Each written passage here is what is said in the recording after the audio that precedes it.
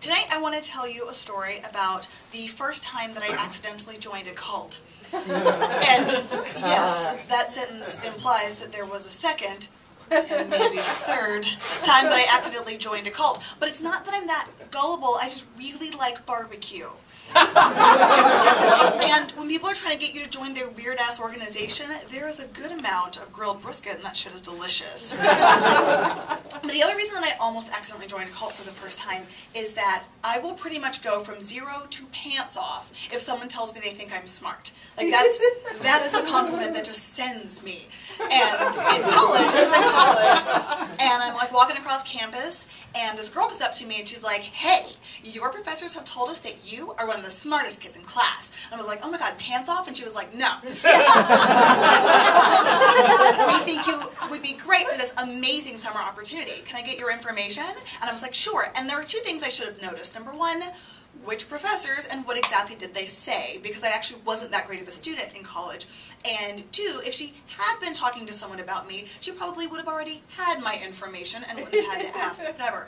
I didn't care. And so a week later, and I'm at this orientation with a bunch of other super smart students, and they're just pumping us up and telling us that we are the best and the brightest, and that we are the leaders of tomorrow, and that we are going to change the world, and that we are going to take part in this amazing opportunity where we were going to be selling books door to door in Evansville, Indiana, for commission only. And we were so excited that we didn't notice that was a terrible idea.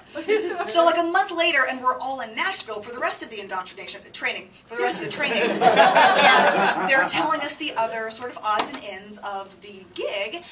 They mentioned that they're not going to put us up anywhere. There's no dorm or hotel, but we're super smart, so they're sure we'll figure it out. They're also not going to actually pay us until the end of the summer, so good luck surviving the next 16 weeks. And just a couple of cultural things. We get up at 5:30 every single day. We don't take hot showers, we take freezing cold showers, because warm showers don't build character. And we're expected to work from 7 a.m. until 9 p.m. carrying this 40-pound bag of books, walking these streets, and pretending like the internet is not a thing that's coming. Like, this is 1998, so the internet was around, but not 100% ubiquitous. And we were like, what about the internet? They were like, it's not going to be that big of a deal. And so let's wear those books, sell the books. So they send us to Evansville, and we hit the streets, and every day I'm up at 5:30, freezing cold shower, hit the streets at 7, and I sell 0 books. Like, I'm really bad at selling books. I'm not good at it. And a couple of months like this go by, I'm selling nothing, and I'm feeling terrible. And then one day I'm walking around this very posh Tony neighborhood, and this man rides up to me on his bike, this like cute young dad, and he asked me what I was doing, and I told him, and he was like, "Wow, what a smart way to spend your summer." And I wanted to be like, pants off, but no, this was my chance. And I was going to sell this guy some books. And I was like, "Oh my gosh, sure, thank you so much. Do you have kids?" And he was like, "Yeah, I do." And I'm like, "Great, well, let me tell you about these amazing books." And he's like, "You know what? I'm really busy right now. I'm going to finish this bike ride. Can I make an appointment with you?" And I was like, I was so excited because the organization told us that if we got someone to make an appointment, they would really probably buy a book. So I was like, "Absolutely." And he was like, "What time's your last appointment?" And I was like, 8:45. And he's like, "I'll see you then." And I was like, "Great." And so I spent the rest of the day just getting ready for this one appointment. So 8:40 comes, and I ring the doorbell, and I take 3 steps back and turn to the side so I don't look intimidating like they taught us to do. And he comes to the door, and I'm like, "Thank you so much for meeting with me, sir. Now let me tell you about," and he's like, "Why don't you come inside?" And I was so excited because the organization told us that if they invited you inside their home, that you were definitely going to sell a book. Like, that sale was on lock, and I was so excited. So I go inside, and I sit down. I'm like, "Okay, great. The first thing that your kids are going to love about these books." And he's like, "Did you want some water?" I'm like, "No, thank you, I'm good. What I do want is to show you this incredible section on verb conjugation." And he was like, "What about some ice cream?" I'm like, "No, thank you, I'm great. But what about this beautiful periodic table of the elements? Have you ever seen anything so great?" And he was like, "What about a swim? I've got everything."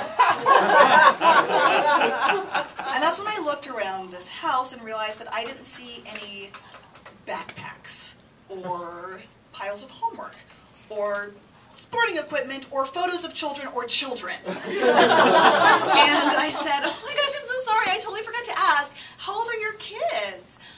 "Well, my son's 29. and my daughter's 27. Our books, P.S., were made for like junior high school students. And I realized two horrible things. Number one, he had a grown child, so he wasn't a cute young dad. He was super old. He was like 45. It was gross. And two, he did not think I was smart. And neither did this organization. They didn't think that we were the best or the brightest. They knew that we were super insecure and would do whatever we were asked. They didn't think that we were the leaders of tomorrow. They knew that we would follow if we got a few compliments. And they didn't think that we were going to change the world. They just kind of hoped we would make them money. Kind of like a cult. And I realized I'm in the middle of nowhere. I am thousands of miles away from home. I have no car. I have no cell phone. And I have no idea what I'm going to do. And this guy looks at me, and I think he saw all that flash across my face. And I think he realized that as awesome as that swim would have been, it would be extra awesome not to go to prison for a felony. So he actually drove me back to where I was staying, and everything was fine, and I was totally safe. But the next day, I did not get up at 5:30. I slept until whenever I felt like it, and I did not take a freezing cold shower. I took like a drought-inducing, hot sauna, spectacular thing, and I did not try to sell any more books. I stopped caring about this company, I started looking out for myself, and I spent the summer doing everything that Evansville had to offer, which was not a lot, so mostly I hung out at this one park. It was a nice park. And I started buying my own damn barbecue, and that shit was delicious.